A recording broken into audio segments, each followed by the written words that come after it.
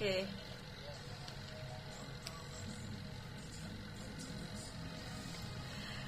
Rekan Dakta, saatnya kita masuk di segmen sorotan dunia Islam dari Dewan Dakwah Islamiyah Indonesia Kota Bekasi, Heru Fuad. Assalamualaikum Pak Fuad. Siap Pak Fuad, kita membahas terkait dengan kasus HIV yang meningkat signifikan di Aceh. Ini kita turut prihatin, apalagi kan Serambi Mekah keislamannya lebih kuat lagi, ternyata ada hal-hal negatif yang masuk ke wilayah tersebut ini Pak Fuad, silakan.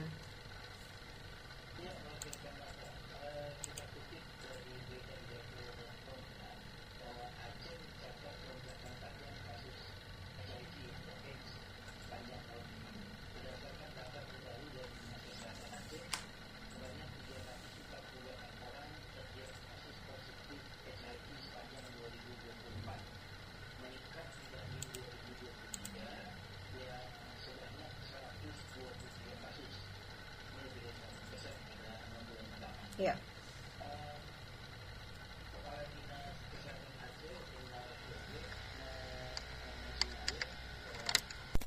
Kemungkinannya ada perubahan perilaku seksual.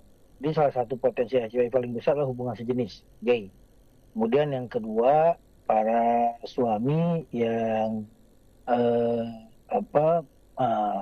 melakukan perselingkuhan atau melakukan hubungan seks di luar nikah, gitu ya. Nah, yang paling parah itu data rinci dari kota Banda Aceh, ibu kota Aceh, menunjukkan peningkatan yang sangat signifikan. Tahun 2021 tercatat 84 kasus, naik jadi 88 pada tahun 2022, dan melonjak hingga 566 kasus pada 2024 yang dikutip dari RRI. Jadi kalau sampai 566 kasus dari 88, itu bisa sampai 500%. Peningkatannya, lonjakannya ini sangat luar biasa saya kira. Tapi kita perlu disclaimer dulu bahwa rekan data, apa yang menyebabkan ini? Saya kira ada setidaknya ada 3 hal yang menunjukkan mengapa data ini meningkat. Pertama, kemungkinan pertama ini karena memang tingkat layanan kesehatan yang justru meningkat, gitu ya. Ada deteksi dan pelaporan yang meningkat. Karena apa? Karena ada kampanye yang meminta ibu-ibu hamil, penyakit tertentu untuk memeriksakan kemungkinan HIV. Jadi banyak orang terdorong. Sebetulnya kasusnya sudah muncul beberapa tahun sebelumnya. Tapi ini karena kampanye dan layanan makin terbuka, banyak orang berbondong-bondong. Akhirnya muncul kasus sampai 566 kasus per Mei 2025. Itu baru Mei ya, 2025 Desember gitu ya. Itu pertama, kemungkinan karena sudah ada kasusnya, tapi baru terungkap karena layanan kesehatan yang lebih agresif dibanding sebelumnya. Yang kedua, ini faktor mungkin urbanisasi ya. Faktor imigran atau faktor imigrasi, orang luar masuk ke Aceh. Orang luar itu karena mungkin ada pembangunan di Aceh, konstruksi, ada pebisnis, lalu kemudian ada LSM, macam-macam di Aceh itu.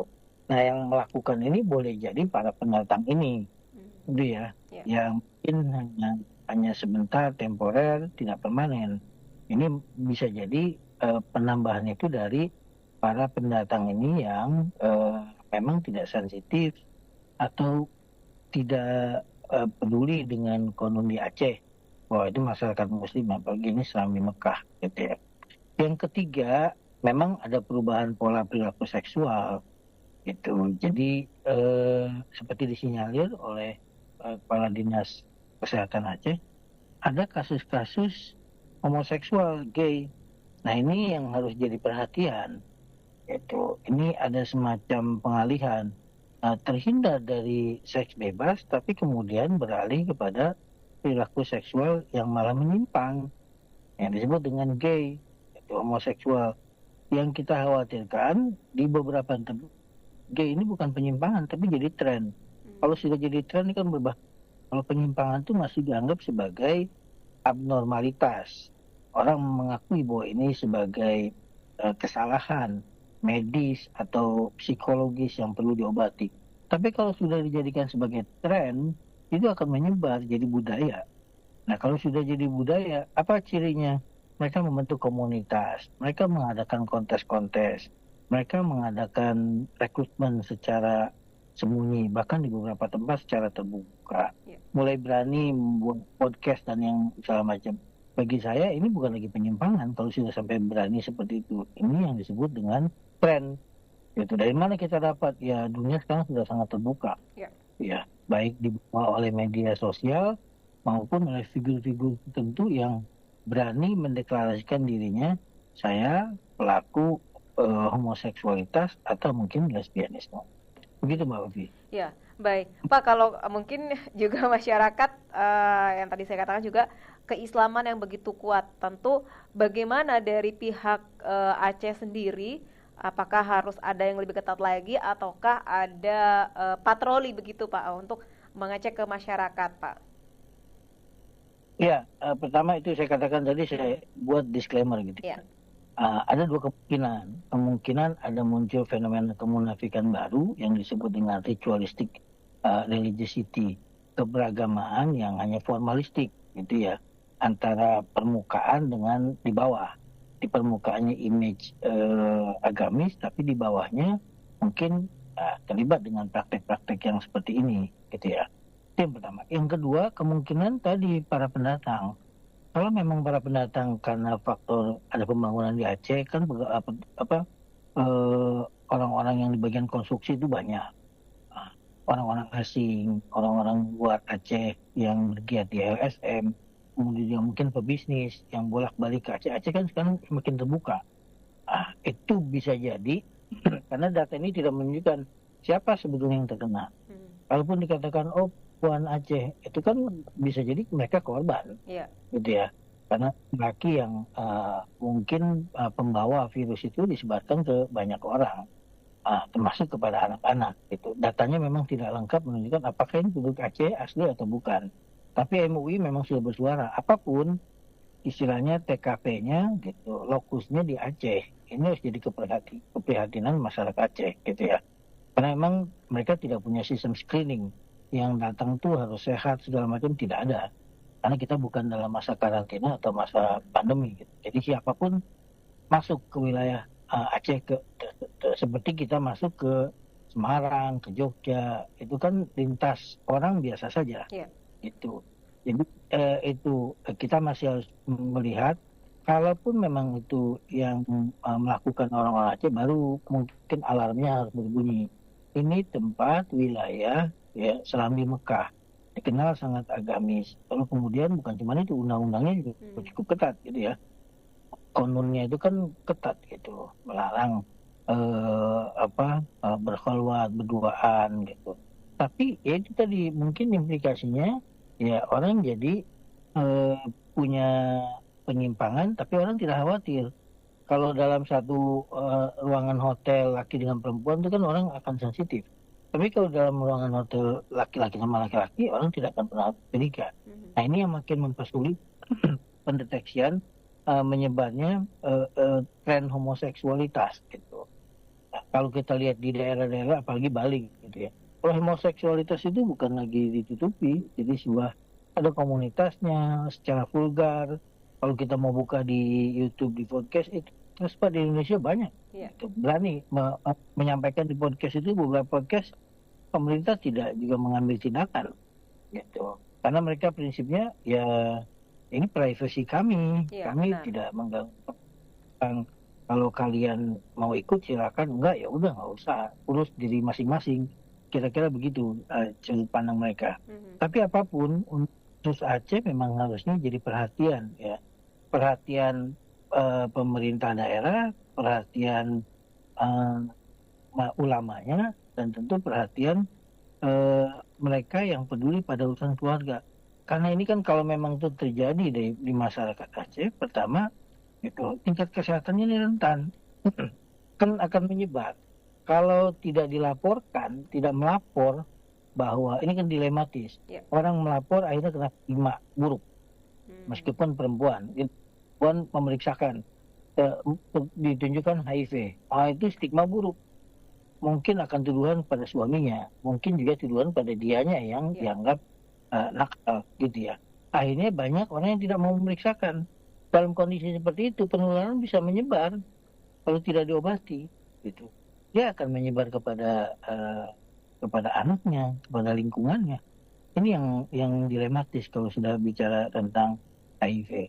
Yang kedua tentu sangat berkepentingan gitu ya. Karena tentu image Aceh itu harus dijaga, bukan cuma individunya harus dijaga, karena itu kan jadi panutan ya, apalagi undang-undangnya sudah berjalan, nanti akan dijadikan pemikiran kemohonan dari orang lain. Buat apa punya undang-undang, buat apa bentuknya formalitas kalau substansinya tidak ditunjukkan oleh masyarakat Aceh itu sendiri. Nah yang ketiga saya kira yaitu tadi kepada mereka yang peduli pada kelembagaan keluarga, apapun keluarga ini kan yang paling penting. Gitu.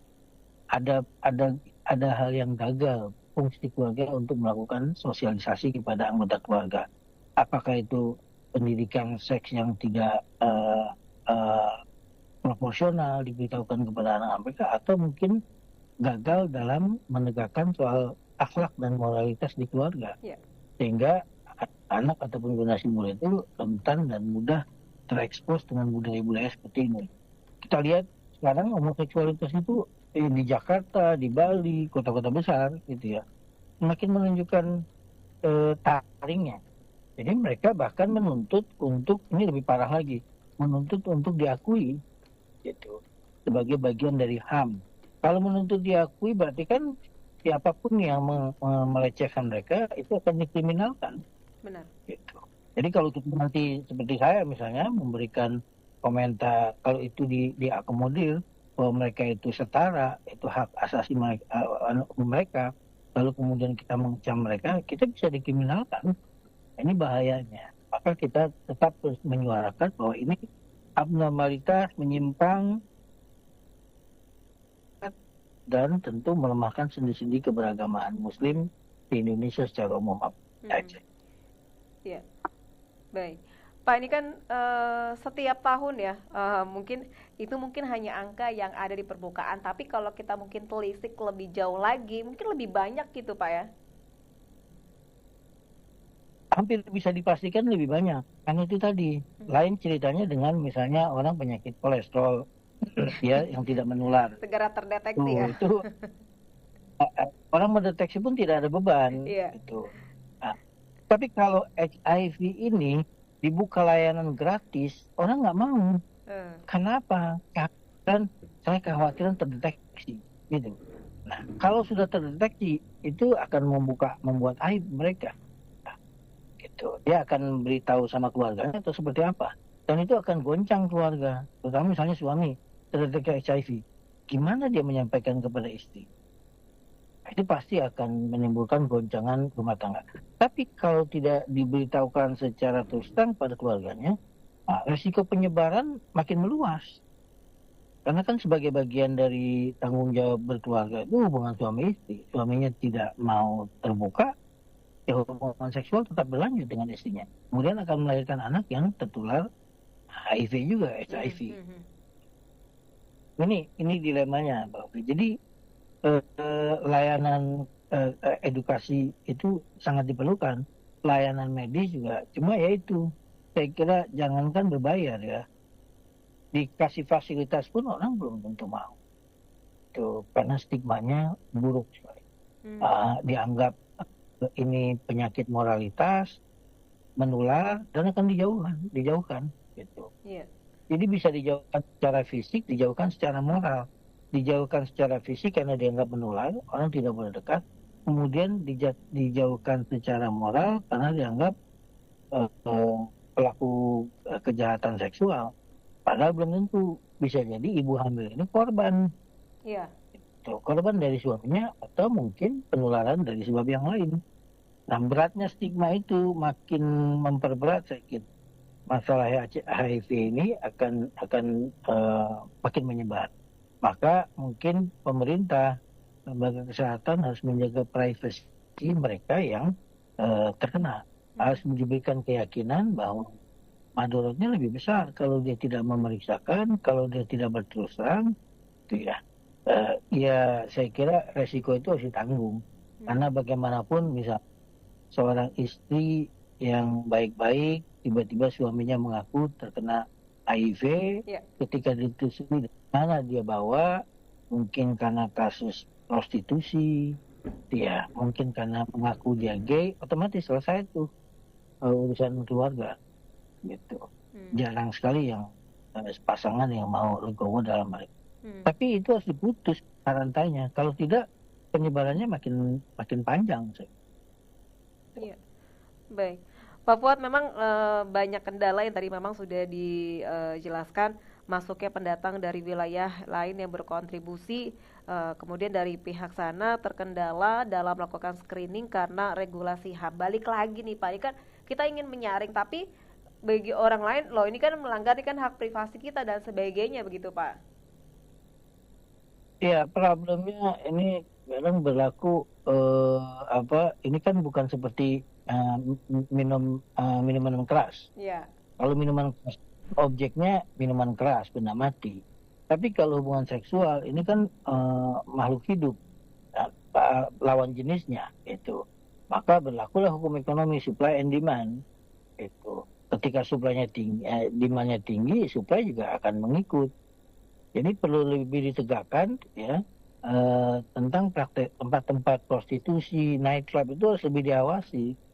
Itu karena misalnya pendatang konsumsi terlibat prostitusi itu kan sangat rendah, mereka membawa dari luar. Dikhawatirkan memang dipasok dari dalam. Maka salah satu cara pemutusnya yaitu mengawasi tempat-tempat yang dianggap tempat hiburan, pantai, lalu kemudian nightclub, kalaupun ada gitu ya, kafe-kafe, gitu ya, apalagi hotel gitu ya, karena ya penyebarannya kan bisa karena hubungan seksual. Lain cerita itu yang kalau minum minuman keras, kalau minuman keras itu objeknya adalah benda, itu bisa kontrol. Tapi kalau ini manusia, jadi tidak mungkin juga pendatang datang tiba-tiba langsung bawa HIV, kecuali karena mereka melakukannya di situ, kemudian tinggal di sana, gitu ya, untuk beberapa lama. Nah, perempuan-perempuan yang nakal ini mungkin ya membawa penyakit ini kepada keluarganya. Itu kalau asumsinya pendatang. Kalau asumsinya penduduk asli, ya dugaannya yang melakukan kan suami. Iya. Itu. Ya suaminya yang dalam tanda petik jajan, lalu kemudian menyebarkan kepada istri dan anaknya. Itu Mbak Ovi, memang cukup kompleks gitu ya, karena menyangkut stigma orang yang terkena penyakit ini. Gitu. Lain cerita misalnya orang, mohon maaf, penyakit menular tapi tidak aib. Misalnya TBC gitu ya, itu menular. Tapi tidak ada konteks akhlak moralitas. Paling dijauhkan secara fisik. Gitu. Tapi kalau HIV, dua bebannya, menular dan ada judgment, tuduhan ini pelaku moral itu, sehingga membuat orang semakin tidak mau terbuka. Gitu ya. Jadi dinas kesehatan gitu dengan tokoh agama, kan tokoh agama yang bisa masuk tentang masalah di tengah kondisi misalnya dugaan ada perubahan perilaku seksual, itu bisa ditangani dengan cara yang lain. Tapi khusus kasus HIV memang penanganannya tidak hanya dengan seruan MUI, tapi juga dinas kesehatan, lalu kemudian pemuka agama lain yang bisa berkontribusi untuk mengobati dan mencegah penyebaran HIV. Baik, Pak, untuk memperkuat kembali norma-norma kesusilaan, kemudian nilai-nilai keislaman di Aceh ini bagaimana, Pak? Ya, kita tidak bisa lagi mungkin mengatakan bahwa institusi keberagamaan di Aceh itu bisa, orang bertanya ini stagnan. Gitu ya. Mungkin ada cara-cara lain, karena cara-cara kejahatan, kriminalitas, penyimpangan juga meningkat. Jadi tidak bisa lagi dengan cara-cara yang tradisional atau konvensional. Mungkin perubahannya lebih cepat cara para pelaku kejahatan ini, kriminalitas, penyimpangan seksual ketimbang dakwah yang ada. Dakwanya yang tidak berubah. Mungkin gitu ya. Segmennya sudah berubah, dakwanya tidak berubah. Itu kan kalau lihat anak-anak muda sekarang Gen Z itu ada problem dalam soal penghormatan kepada aturan, kepada orang tua, kepada tokoh agama, itu makin melemah. Ya. Mengapa? Satunya mungkin media penyampaiannya yang tidak menarik buat mereka. Gitu. Mereka yang kita kenal dengan digital native. Mereka ini penduduk asli dunia digital, sementara mungkin tokoh agamanya atau lembaga agamanya tidak mengemas dakwah sesuai dengan apa yang menjadi kebutuhan mereka. Saya kira itu Mbak Ulfi. Kalau soal keberagamannya kita tidak ragu terhadap masyarakat Aceh bandingkan masyarakat Indonesia yang lain. Ya. Apalagi mereka ekonominya sudah baik, ada konun, ada yang lainnya. Tinggal lagi mungkin sudut pandang saya segmen ini berubah. Gen Z itu dan yang lainnya itu perlu diperhatikan kebutuhan mereka terhadap dakwah itu yang seperti apa. Yeah. Kalau di Jakarta ulama-ulama muda banyak gitu ya. Nah yang di Aceh mungkin masih sangat tradisional pendekatannya. Sementara masyarakat Acehnya sudah begitu maju mengadopsi modernisasi dan arus globalisasi di luar. Itu.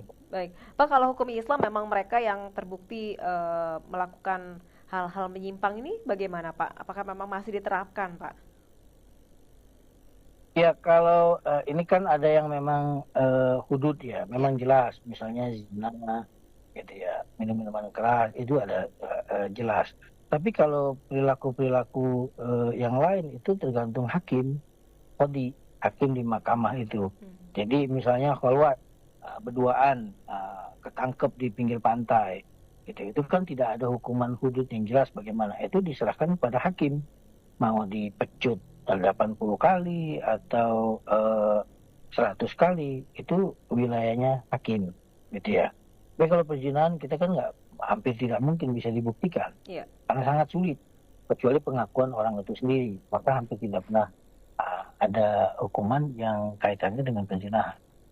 Pencurian mungkin ada hududnya, gitu ya. Tapi kalau perilaku moral begini, gitu ya, termasuk misalnya homoseksualitas, itu kan berat hukumannya sebenarnya dalam Islam. Beberapa fikih menyebutkan orang ini ya harus dijatuhkan dari gedung tinggi. Itu beberapa pandangan ulama fikih.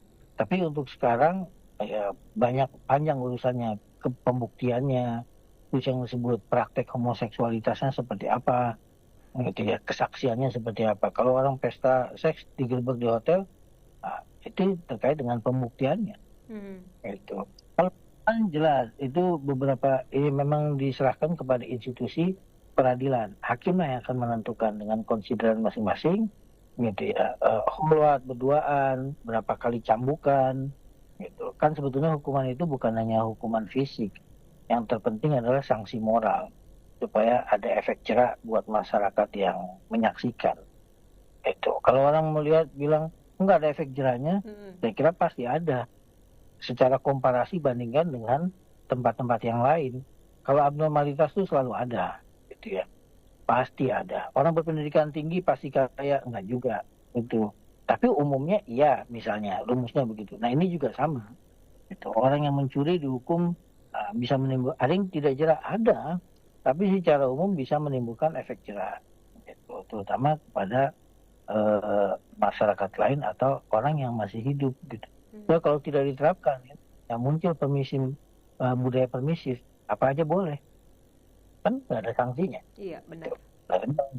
Berat itu akan menimbulkan efek jerak. Siap.